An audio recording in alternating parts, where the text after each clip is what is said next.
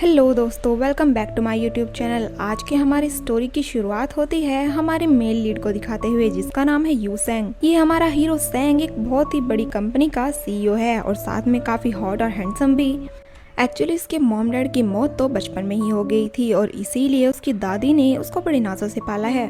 वो भी अपनी ग्रैंड माँ से बहुत प्यार करता था, लेकिन एक दिन उनकी ग्रैंड माँ भी चल बसी और वो तो अब अपनी लाइफ में अकेला ही हो गया था। अब उनके जाने के बाद उनकी ग्रैंडमा ने जो वसीयत बनाई थी उसके हिसाब से उनकी पूरी कंपनी और सारी जायदाद की मालिक उनकी घर की बेटियां ही होंगी। अब सेंग की तो अब तक शादी भी नहीं हुई थी, लेकिन उसके अंकल की जरूर 2 बेटियां होती हैं। और बस इसके बाद तो सेंग को बहुत ही ज्यादा टेंशन होने लगी, क्योंकि उसके अंकल बिल्कुल भी अच्छे नहीं थे और उसको नहीं लगता था कि उनके हाथों में उसकी कंपनी सेफ रहेगी। अब इसको 2 महीने के अंदर ही एक बेटी का अरेंज करना था ताकि सारी कंपनी इसके हाथों में आ जाए। वहीं दूसरी तरफ हमें हमारे ड्रामे की फीमेल लीड आयुंग को दिखाया जाता है। इसके मॉम डैड भी इस दुनिया से जा चुके हैं और ये बहुत ही पूर्णस में अपनी छोटी बहन डानबी के साथ अपनी जिंदगी गुजार रही है। वो एक कैफे में भी काम करती है। इस बेचारे के पास तो अपना घर भी नहीं होता और वो हर टाइम बस इस मौके की तलाश में रहती है कि कोई और पार्ट टाइम जॉब भी मिल जाए। अब जिस मकान में वो रह रही थी उसकी ऑनर तो बहुत ही ज्यादा स्ट्रिक्ट होती है और उसने तो आयुंग को कह ही दिया था कि तुम्हें 1 हफ्ते के अंदर ही मकान खाली करना होगा, क्योंकि आयुंग ने 1 महीने से किराया नहीं दिया था। अब इस ओनर को तो आयुंग पर कोई भी दया नहीं आ रही थी कि आखिर ये दोनों लड़कियां कहाँ पर जाएंगी। ना तो इनके मॉम डैड हैं और ना ही इनके पास घर है, लेकिन इस ओनर को तो बस अपने पैसों से मतलब होता है। अब तो आयुंग को और भी ज्यादा टेंशन हो गई। वो अब हर जगह बस यही देखे जा रही थी कि कहाँ पर उसको बहुत सस्ता सा अपार्टमेंट मिल जाएगा। तभी उसकी नज़र अपनी बहन पर पड़ती है, जो कि पार्क में अपनी 2 फ्रेंड्स के साथ बहस करने में बिजी थी। एक्चुअली वो दोनों फ्रेंड्स ही अपने डैड के साथ कहीं पर घूमने जाने वाली थी और वो सीधा डानबी को तो एकदम से मना ही कर देती है कि तुम्हारे पास कोई टेंट भी नहीं है, इसलिए हम तुम्हें नहीं ले जाने वाले। अब आयुंग उसके पास ही आ जाती है और आते ही अपनी बहन को ये कह देती है कि कोई बात नहीं, तुम चिंता मत करो, टेंट तो तुम्हें मैं दिला दूंगी। लेकिन असल बात ये थी कि उन दोनों लड़कियों के तो डैड उनके साथ जा रहे थे। डानबी का मूड तो एकदम से ही खराब हो जाता है, क्योंकि उनके डैड तो उनके साथ थे ही नहीं। लेकिन ये बात हमारी हीरोइन को बिल्कुल भी अच्छी नहीं लगी और वो तो उन दोनों लड़कियों के पीछे ही भागने लगती है कि आखिर तुम्हारी ये कहने की हिम्मत भी कैसे हुई। अब हमें आयुंग को कैफे में उसके काम पर दिखाया जाता है, जहाँ पर उसके बचपन का बेस्ट फ्रेंड जो भी काम किया करता था और वो बचपन से ही उसकी काफी ज्यादा केयर भी करता था। अब आयुंग उसको सारी बातें बता रही होती है कि किस तरह पार्क में कुछ लड़कियां डानबी को बुली कर रही थी और फिर मैंने तो उन लड़कियों को सबक ही सिखा दिया। इस बात को सुनकर बेचारा जूहो तो उससे पूछने लगता है कि क्या वो लड़कियां ठीक हैं, क्योंकि तुम्हारा टेम्पर तो कभी कभी बहुत ही ज्यादा हाई हो जाता है। उसने कहा अच्छा तो ऐसी बात है, फिर यहाँ पे भी एक बहुत बड़ा इंसिडेंट होने वाला है, उसके लिए तुम भी तैयार हो जाओ। अब बेचारा जूहो भी घबरा गया और उससे कहने लगा, हो मैं तो तुम्हारे साथ वैसे ही मजाक कर रहा था, अब इसमें इतना भी कोई ज्यादा चिल्लाने की बात नहीं है। अब बेचारी आयुंग को अपनी बहन की बहुत ज्यादा टेंशन होने लगी कि पता नहीं वो क्या कर रही होगी, कहीं पर वो बैठकर रो ना रही हो। इस बात को सुनकर जूहो उसको कहता है कि अगर तुम्हें इतनी टेंशन हो रही है तो जाओ तुम उसके पास चली जाओ, आज तुम उसका ख्याल रख लो और रही बात तुम्हारे काम की तो वो मैं यहाँ पर कर लूंगा। अब उसकी बात सुनते ही आयुंग तो वहाँ से जाने ही लगी थी। जूहो को इस तरह उसके साथ देखकर ऐसा लगता है जैसे जूहो उसको पसंद करता हो, लेकिन अभी तक तो उस बेचारे ने अपना लव कन्फेस ही नहीं किया था। शायद वो इस बात से घबराता था कि कहीं आयुंग उसके साथ बोलना ही छोड़ दे। वहीं दूसरी तरफ अब हम लोग डानबी को देखते हैं, जो कि एक रेस्टोरेंट के बाहर खड़ी हुई थी और एक बाप बेटी को देख रही थी। वो फादर और उसकी लड़की काफी ज्यादा खुश थे और वहाँ पर खाना खा रहे थे, जिसको देखकर डानबी को काफी ज्यादा जेलस भी होने लगा कि देखो इस लड़की के भी फादर हैं। अब उस रेस्टोरेंट का ओनर एकदम से बाहर आ जाता है और आते ही डानबी को डांटने लग जाता है कि मेरे कस्टमर्स ने तुम्हारी शिकायत लगाई है, क्या तुम्हें तमीज नहीं है, तुम्हारे मॉम डैड ने तुम्हें कुछ भी नहीं सिखाया, ऐसे किसी को खाना खाते हुए नहीं देखा करते हैं। तभी डानबी उसको बोल पड़ी कि हाँ मेरे मॉम डैड नहीं है। अब उस रेस्टोरेंट ओनर और डानबी के बीच काफी ज्यादा बहस हो रही थी, इवन के वो तो इसको डांटने भी लगा था और काफी बुरा भला भी कह रहा था। लेकिन तभी यहाँ पर एंट्री होती है हमारे हीरो की और वो आते ही डानबी की साइड लेने लगता है और कहता है कि मैं हूँ उसका गार्जियन, बताओ तुम्हें क्या प्रॉब्लम है। अब ओनर से बात करने के बाद सेंग डानबी से पूछता है कि क्या तुम्हें भूख लगी है, तुम्हें खाना खाना है। पहले तो डानबी इस बारे में सोचती है कि क्या मुझे इस शख्स को हाँ करनी चाहिए या फिर नहीं, लेकिन वो एकदम से हाँ कर देती है और कहती है कि हाँ हाँ मुझे भूख लगी है। तो फिर सेंग भी एकदम से कह देता है कि चलो ठीक है, हम इसी रेस्टोरेंट में खाना खाएंगे। वहीं दूसरी तरफ हमारी हीरोइन तो अपनी छोटी बहन का इंतजार किए जा रही थी कि पता नहीं वो कहाँ पर रह गई है। और साथ में जूहो ने उनके लिए एक बहुत टेस्टी सा खाना भी भेजा था। जिसके बाद वो जूहो को भी थैंक्स बोल रही थी। तभी यहाँ पर डानबी की भी एंट्री हो गई। फिलहाल तो डानबी उसको कुछ भी नहीं बताती है कि उसके साथ आज क्या हुआ था। आयुंग ने भी उसको ज्यादा कुछ नहीं पूछा और कहने लगी कि देखो जूहो ने तुम्हारे लिए खाना भेजा है। लेकिन जैसा कि डानबी रेस्टोरेंट में खाकर आ चुकी थी इसलिए उसने मना कर दिया और कहने लगी कि जूहो को मेरी तरफ से थैंक्स बोल देना, लेकिन फिलहाल तो मुझे भूख ही नहीं है। लेकिन उसकी खाना ना खाने वाली बात सुनकर आयुंग तो यही सोचने लगी कि शायद आज सुबह जो पार्क में हुआ था उसको लेकर डानबी अभी तक बहुत ज्यादा परेशान है और इसी वजह से ही वो खाना नहीं खा रही। अब डानबी बातों ही बातों में उसको यही पूछ लेती है कि क्या आपको डैड चाहिए। लेकिन आयुंग अब यही सोच रही थी कि मुझे डानबी को नहीं बोलना चाहिए क्योंकि अब मुझे उसके सामने स्ट्रॉन्ग बनना होगा। मेरा इस तरह शो करने से डानबी को भी काफी ज्यादा सहारा मिलेगा और साथ में वो ये भी सोच रही थी कि काश मेरे पास बहुत सारे पैसे हो जाएं, इस तरह मेरी और मेरी बहन की लाइफ काफी अच्छी हो जाएगी और हम दोनों बहनें ही अपनी लाइफ अच्छे से गुजार सकेंगी। लेकिन यहाँ पर डानबी की बातें सुनकर उसकी मासूमियत देखकर आयुंग को कहना ही पड़ा कि हाँ मुझे भी पापा चाहिए। जिसको सुनते ही डानबी तो एकदम से खुश हो गई और कहने लगी कि आपको चिंता करने की कोई जरूरत नहीं है, उसका इंतजाम मैंने कर दिया है। और बस फिर क्या था, इसको सुनते ही आयुंग एकदम से सरप्राइज हो गई कि आखिर डानबी कैसी बातें कर रही है। उस बेचारी को तो कुछ समझ में ही नहीं आ रहा होता। अब नेक्स्ट डे हमें हमारे हीरो सेंग को कैफे में दिखाया जाता है जो कि यहाँ पर आयुंग से मिलने के लिए आया था। अब वो यहाँ पर उसे अपना बिजनेस कार्ड देता है और साथ में कहता है कि आज से मैं तुम्हारा पापा हूँ। इस बेचारे को तो अब भी कुछ समझ में नहीं आया और ये बात सुनकर वो काफी ज्यादा परेशान भी थी। अब सेंग का मैनेजर आयुंग के सामने एक कॉन्ट्रैक्ट रखता है और साथ में सेंग उससे पूछता भी है कि क्या तुम डानबी की बहन हो। वैसे तुम दोनों की शक्लें काफी ज्यादा मिलती जुलती हैं। लेकिन आयुंग ने सरप्राइज होकर पूछा कि आप डानबी को कैसे जानते हो, क्योंकि मैं तो आपको नहीं जानती। तभी यू सेंग उसको वो कॉन्ट्रैक्ट देखने के लिए कहता है कि ये वही कॉन्ट्रैक्ट है जो तुम्हारी बहन ने अपने हाथों से साइन करके मुझे दिया था। बट यहाँ पर हमारी हीरोइन तो उसको साफ साफ कह देती है कि देखो मुझे कोई डैड नहीं चाहिए और वो भी ऐसा डैड जो कि मुझसे सिर्फ 5 साल ही बड़ा हो। मुझे तो ये देखकर ही बहुत ज्यादा ऑकवर्ड फील हो जा रहा है। तभी हमें फ्लैशबैक का एक सीन दिखाया जाता है जहाँ पर यू सेंग डानबी को खाना खिलाने के लिए रेस्टोरेंट में लेकर आया हुआ था। एक्चुअली डानबी यहाँ पर असिस्टेंट और यू सेंग दोनों से ये पूछ रहे थे कि क्या आप लोग किडनैपर्स तो नहीं हैं और मेरा किडनैप करके ले जाओगे।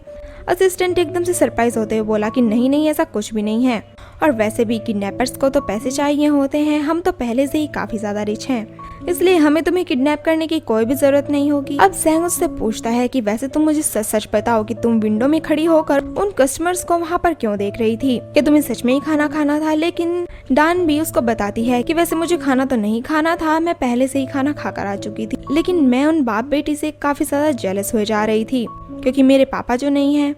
अब ये सुनते ही दोनों सेंग और उसका असिस्टेंट एक दूसरे की तरफ देखते हैं, जिससे कि उन दोनों को आइडिया ही आ चुका था कि क्यों ना हम इसी को ही गोद ले लें और इस लड़की के साथ एक कॉन्ट्रैक्ट साइन करवा ले ताकि ये ही हमारी बेटी बन जाए। अब जैसे ही डानबी को उस कॉन्ट्रैक्ट के बारे में पता लगता है वो तो ये सुनते ही काफी ज्यादा खुश हो गई थी क्योंकि उसको डैड भी मिल गए थे और काफी ज्यादा पैसा भी मिल गया था। वो एकदम से इस बात को मान जाती है।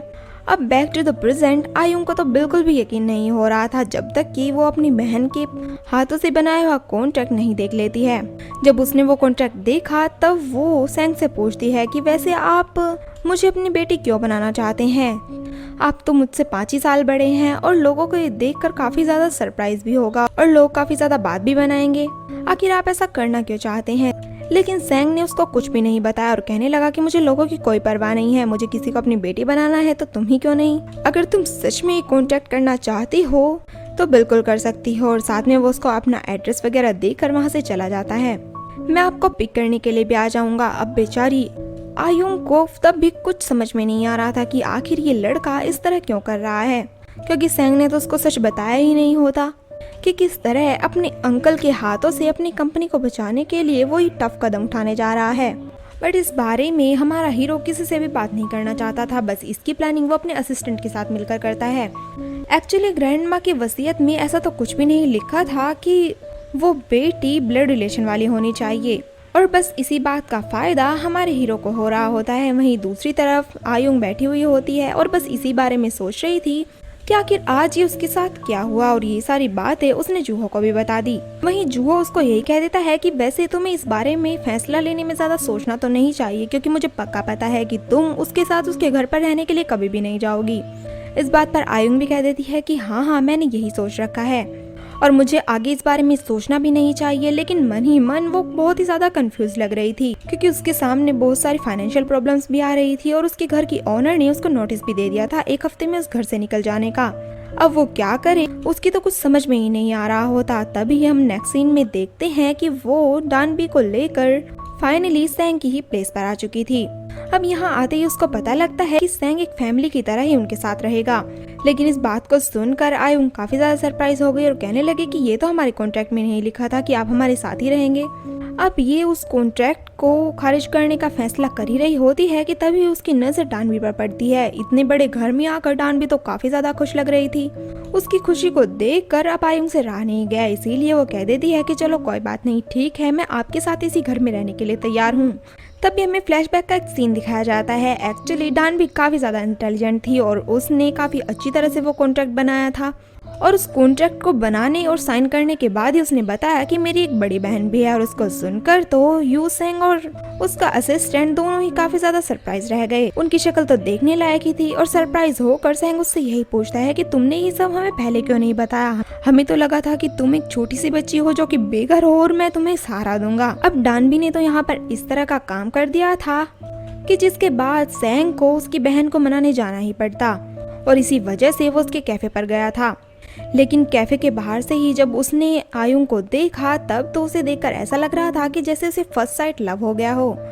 और बस फिर क्या था, फिर तो वो सीधा जाकर आयुंग से बात करने लग जाता है। अब नेक्स्ट सीन में डानबी को एक स्कूल ट्रिप पे जाना होता है, जिसके लिए आयुंग उसको रेडी कर देती है और फिर वो इन दोनों को बाय बोलकर वहाँ से चली जाती है। अब उसके जाने के बाद तो ये दोनों ही अकेले घर में रह गए थे। तभी सेंग उसको कहता है कि अब तो हम ही दोनों अकेले घर पर हैं, इसीलिए हमें वो काम कर लेना चाहिए। अब वो दोनों आकर डाइनिंग टेबल पर बैठ जाते हैं और डिस्कशन करने लगते हैं। एक्चुअली ये डिस्कशन किसी और बात पर नहीं बल्कि इस बात पर था कि इन दोनों को इस घर में रहने के लिए कुछ रूल्स बनाने थे। एक्चुअली एक दफा जैसे ही सेंग घर आता है तब तो आयुंग उसका अंडरवेयर लपेटने की कोशिश कर रही थी। वो आते ही उसको मना कर देता है कि देखो ऐसा बिल्कुल भी मत करना, प्लीज मेरी पर्सनल चीजों को इस तरह टच करने की कोई जरूरत नहीं है। फिर एक दफा आयुंग घर पर आती है और आते ही उसने देखा कि सेंग ने उसकी इतनी मेहनत से बनाए हुए पिज्जा बॉक्सेस को बाहर ही फेंक दिया था। और बस फिर क्या था, इसको तो बहुत ही ज्यादा गुस्सा आ गया और ये सेंग को कहने लगी कि तुम्हारी हिम्मत भी कैसे हुई बिना मेरी इजाजत के मेरी चीजों को छूने की। फिर तीसरी बात ये हुई थी कि एक दिन यू सेंग अपना काम कर रहा था, लेकिन तभी अंदर से यूं की बहुत ज्यादा आवाजें आ रही थी। वो फोन पर किसी से बात कर रही थी, वो भी बहुत जोर जोर से बोलकर, जिस वजह से सेंग को काफी ज्यादा परेशानी हुई। वो अंदर जाकर उसको कहता है कि अब इतनी भी ज्यादा नॉइजी होने की जरूरत नहीं है। वहीं एक बार आयुंग खाना खा रही थी, तब सेंग आकर उसका मिल्क उठाकर फेंक देता है। लेकिन आयुंग ने उसको कहा कि ये फ्रिज में रखा हुआ था, हम 1 हफ्ते तक इसे यूज कर सकते हैं, इसलिए प्लीज मेरी चीजों को इस तरह हाथ मत लगाया करो। अब फाइनली जैसा कि ये डाइनिंग टेबल पर बैठे हुए थे तब इन दोनों ने ये डिसाइड कर लिया था कि आज के बाद हम एक दूसरे की लाइफ में बिल्कुल भी इंटरफेयर नहीं करेंगे। अब रात के टाइम डानबी आयुंग से कहती है कि क्या आपने मेरा वो यूनिकॉर्न जोड़ दिया है। लेकिन आयुंग को वो यूनिकॉर्न जोड़ने के लिए कुछ टूल्स चाहिए थे, इसीलिए वो सीधा सेंग के पास चली जाती है उससे पूछने के लिए कि क्या उसके पास टूल्स हैं। लेकिन उसने मना कर दिया कि नहीं, मेरे पास फिलहाल तो टूल्स नहीं है, लेकिन हम वो जरूर खरीद लेंगे। अब ये दोनों इस बारे में बातें कर रहे होते हैं कि तभी इन दोनों की नजर एक बग पर पड़ती है, जिसको देखकर आयुंग ही नहीं बल्कि हमारा हीरो भी डर गया था। अब जैसे तैसे हिम्मत करके सेंग ने उस बग को मार तो दिया और उसको मारने के बाद ये दोनों इतने ज्यादा खुश होते हैं कि एक्साइटमेंट में एक दूसरे के ऊपर ही गिर जाते हैं। और इस टाइम पर इन दोनों की हार्ट बीट बहुत ज्यादा तेज हो गई थी, जिसको ये दोनों महसूस कर पा रहे थे। अब आयुंग बेचारी शर्माती हुई उसको एक्सक्यूज करते हुए वहाँ से निकल जाती है। वहीं हम लोग देखते हैं कि हो ना हो हमारा हीरो जरूर इससे प्यार करने लगा है। अब नेक्स्ट आयुंग अपने फ्रेंड जूहो को कॉल लगाती है और उसको कहती है कि रात किस तरह का इंसिडेंट हुआ, किस तरह सेंग ने उस बग को मार दिया था। इस बात को सुनकर बेचारा जूहो तो एकदम से ही सरप्राइज हो गया, क्योंकि वो कहता है कि तुमने मुझे बताया ही नहीं कि तुम उसके घर में मूव करने वाली हो। वो उस पर थोड़ा बहुत गुस्सा भी करने लग जाता है और कहता है कि तुम्हें ऐसा नहीं करना चाहिए था, वैसे भी ये बहुत बुरी बात है। बट आयुंग उसको कह देती है कि नहीं कोई बात नहीं, ये वैसे भी एक कॉन्ट्रैक्ट था, इसके अलावा मेरे पास कोई ऑप्शन भी नहीं था। मेरी मकान मालकिन ने वैसे भी मुझे घर से निकालने का सोच ही लिया था और उसने 1 हफ्ते का नोटिस भी दे दिया था, फिर मैं कहाँ ही जाती, मुझे यही सही लगा, इसलिए मैंने उसके घर पर मूव किया। तभी हमें सेंग के अंकल को दिखाया जाता है, जो कि सेंग से मिलने के लिए उसके घर पर ही आए हुए होते हैं। और यहाँ पर एक लड़की को देखकर वो वैसे ही सरप्राइज हो गए और उससे पूछने लगे कि आखिर ये लड़की कौन है, क्या है तुम्हारी गर्लफ्रेंड है। लेकिन हमारे हीरो ने तो साफ इनकार कर दिया और कहने लगा कि नहीं नहीं, ये सिर्फ मेरी एक मेड है। उसकी ये मेड वाली बात तो हमारी हीरोइन को हर्ट कर जाती है कि क्या इसको और कोई आइडिया नहीं आया था जिसने मुझे मेड बोल दिया। उसके अंकल यहाँ पर बिजनेस की ही कुछ बातें करने के लिए आए थे, इसीलिए वो कह देते हैं कि ये हमारे बिजनेस से रिलेटेड बात है और ये प्राइवेट में ही होनी चाहिए, इसीलिए जब तुम ऑफिस आओगे तभी हम लोग बातें कर लेंगे। अब यहाँ से जाते हुए अंकल अपने असिस्टेंट को इन दोनों पर नजर रखने के लिए कह देते हैं और साथ में ये भी कह रहे थे कि हो सकता है वो जो रूमर्स फैले हैं वो सच ही हों। अब ये रूमर्स क्या थे इस बारे में तो हमें आगे ही पता लगेगा। अब इनके जाने के बाद सेंग तो आयुंग से माफी मांगता है और कहता है कि सॉरी, मैंने तुम्हें मेड बोला, लेकिन अंकल के सामने मुझे और कोई ऑप्शन नहीं दिखा। अब बेचारी आयुंग उसको कह देती है कि कोई बात नहीं, लेकिन मन से तो उसको बहुत ही ज्यादा बुरा लगा था। अब वो साथ में आयुंग को ये भी कह देता है कि हमारे बीच जो रिलेशनशिप है इसके बारे में किसी को भी पता नहीं लगना चाहिए, खास करके अंकल को, वरना बहुत ज्यादा प्रॉब्लम हो जाएगी। और मनी मन ये भी सोच रहा होता है कि इस तरह से तो मेरा मिशन बिल्कुल खराब ही हो जाएगा, लेकिन हमारी हीरोइन ने तो उसका साथ दिया और कहने लगी कि आप चिंता मत करो, मैं ये बात किसी को भी नहीं पता लगने दूंगी। अब नेक्स्ट सीन में हमें आयुंग के साथ जो हुआ दिखाया जाता है, जो कि बहुत ही ज़्यादा भड़का हुआ था, बहुत ही ज़्यादा गुस्से में था। और इसकी वजह ये थी कि जब से इसको पता लगा कि आयुंग उसके घर पर मूव कर चुकी है, तब से इसको बिल्कुल भी अच्छा नहीं लगा। साथ में वो उसको ऑप्शन भी देता है कि देखो मैंने अपनी मॉम से बात कर ली है और वो मान भी गई है, तुम मेरे घर पर मूव कर सकती हो। लेकिन हमारी हीरोइन तो साफ इनकार कर देती है और कहती है कि अब तो कॉन्ट्रैक्ट साइन हो चुका है, अब मैं उसको नहीं बदल सकती, अब उसके घर पर रहने के अलावा मेरे पास और कोई चॉइस भी नहीं है। अब इस बात को सुनकर जूहो को काफ़ी ज़्यादा बुरा तो लगा, लेकिन फिर भी वो कह देता है कि चलो कोई बात नहीं, जब तुम नहीं चाहती तो मेरे घर पर मत आओ, और उसके लिए जो वो गिफ्ट लेकर आया था उसको देता हुआ वहाँ से चला जाता है। अब उसके जाने के बाद जैसे ही आयुंग उस गिफ्ट को देखती है, तब तो उसने कुछ गैजेट्स दिए हुए थे, वो भी बग से बचने के लिए। अब ये उसको मनाने के लिए सीधा कैफे में आ जाती है और उसके सामने काफ़ी क्यूट क्यूट सी हरकतें करने लगती है। एक्चुअली एक वही था जो उसका बेस्ट फ्रेंड था, इसीलिए वो नहीं चाहती थी कि वो उससे बिल्कुल भी नाराज रहे। वैसे भी हर मुश्किल घड़ी में हमेशा जूहो ही उसके साथ रहता था और उसकी हेल्प किया करता था।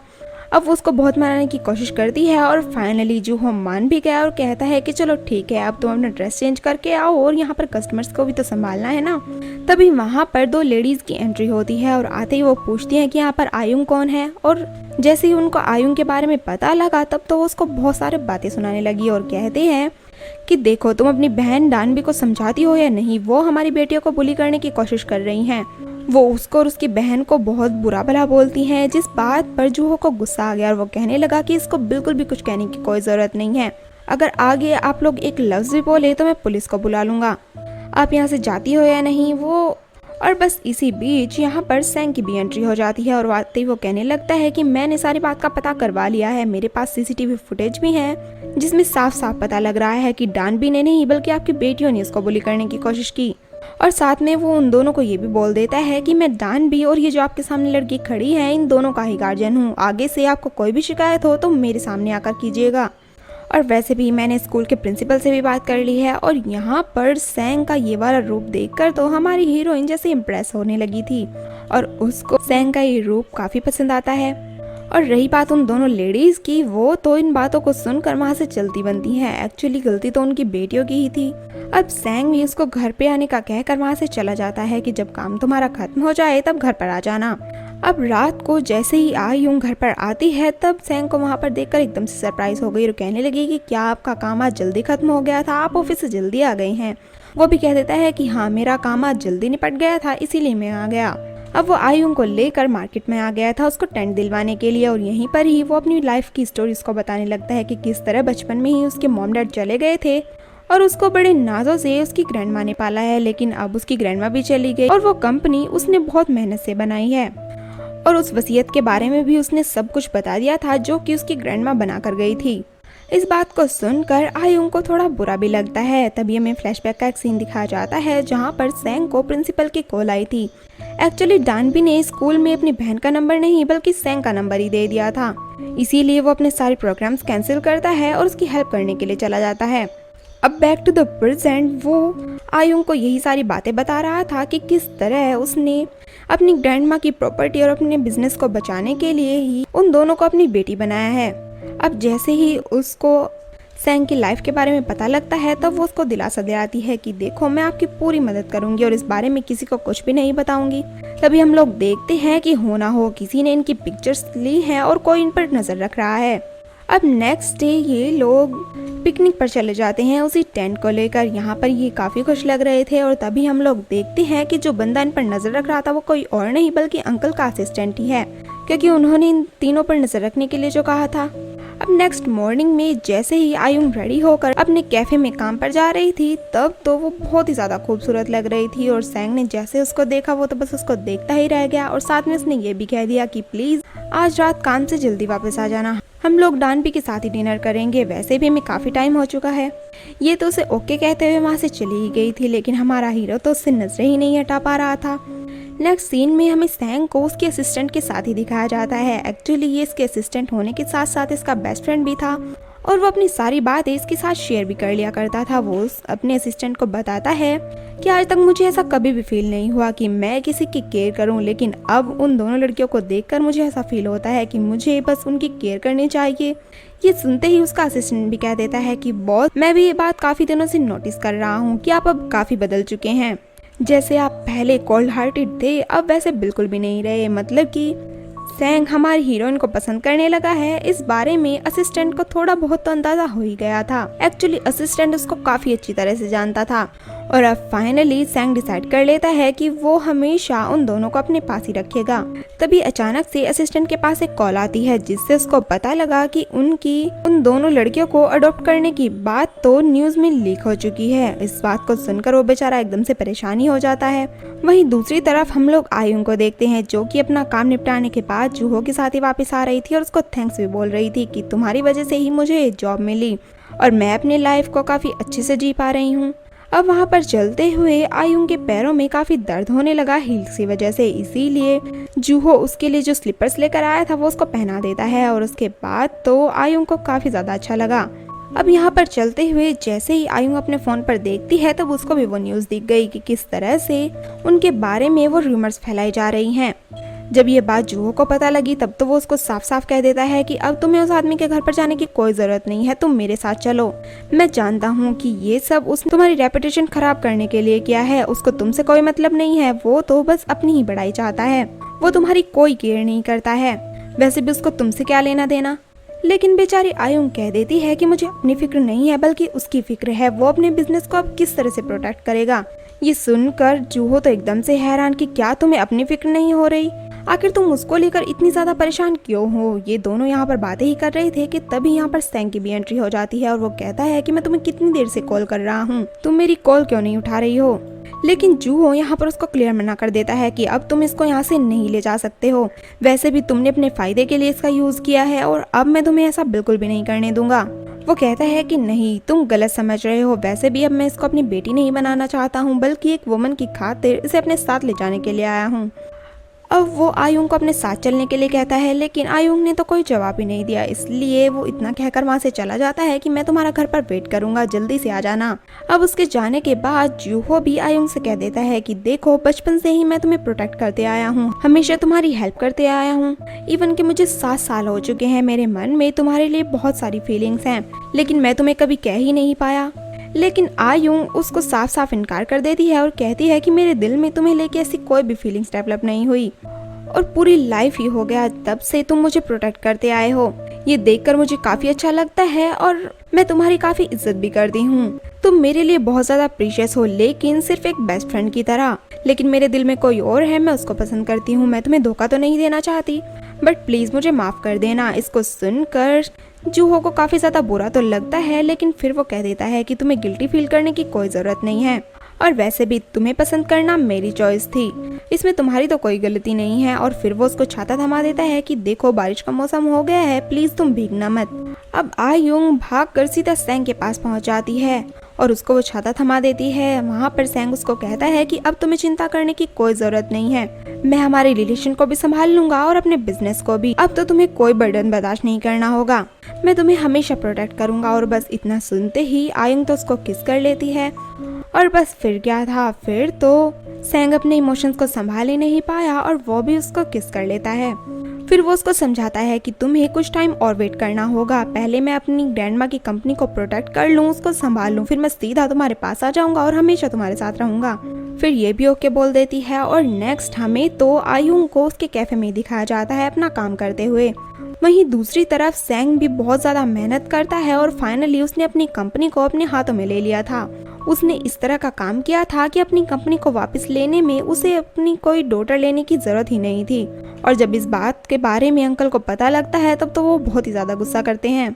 और साथ में सेंग तो अंकल को ये भी कहकर चला जाता है कि जिस लड़की को आपने मेरी बेटी कहकर रूमर्स फैलाए थे ना, वो मेरी बेटी तो बिल्कुल भी नहीं है। अब नेक्स्ट सीन में हमें दानवी को दिखाया जाता है जिसको कि वो ही फ्रेंड्स बुली कर रही थी। तभी पीछे से एंट्री होती है हमारे हीरो की और वो आते ही उन लड़कियों से कहता है कि मैंने तो दानवी के लिए पूरी कैंपिंग साइट बुक करवा दी है और अब हम लोग वहीं पर जा रहे हैं। और बस फिर क्या था, दानवी को मौका मिल गया और वो उनको चिढ़ाते हुए वहाँ से चली जाती है। पीछे से वो दोनों लड़कियां, उनका तो मुंह ही उतर गया था और वो सोचने लगी हमें शुरू वाले दिन से ही दानवी के साथ इस तरह का बिहेव नहीं करना चाहिए था। वो कितनी ज्यादा लकी है ना, और वो कितनी ज्यादा रिच हो गई है, उसने तो पूरी साइट ही बुक करवा ली। काश वो अब हमारी फ्रेंड होती। अब नेक्स्ट सीन में वो तो अपनी हीरोइन से मिलने के लिए चल पड़ा और वहाँ पर जाते ही उसने एक पेपर के थ्रू अपना लव कन्फेस भी कर दिया और कहने लगा कि तुम्हें अब टेंशन लेने की कोई जरूरत नहीं है, मैंने अपनी कंपनी का सारा मामला संभाल लिया, अब हम दोनों फ्रीली अपनी लाइफ को गुजारेंगे और बहुत खुश भी रहेंगे। अब ये बात सुनकर हमारी हीरोइन बहुत ज्यादा खुश हो जाती है और सेंग को हक कर लेती है और इन दोनों के इस क्यूट से मोमेंट के साथ ही हमारे इस ड्रामा की भी हैप्पी एंडिंग हो जाती है।